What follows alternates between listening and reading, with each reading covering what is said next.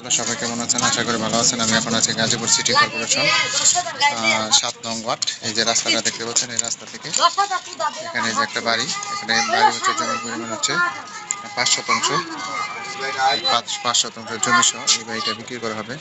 Urgent এই বাড়িটা বিক্রি করা হবে। আমি এখন বাড়ির ভিতরে আপনাদের দেখাবো। এই হচ্ছে বাড়ি, টোটাল রুম হচ্ছে ৯টা রুম। বৈধ গ্যাস আছে, যে বৈধ গ্যাস দুইটা বলছো না, টোটাল রুম হচ্ছে ৯টা। এদিকে যে ওয়াশরুম রুম আছে, সম্পূর্ণ রুমই ভাড়া, রানিং ভাড়া আসে ৩৫,০০০ টাকা। এখানেও রুম আছে, টোটাল রুম হচ্ছে ৯টা, বৈধ গ্যাসের চুলা।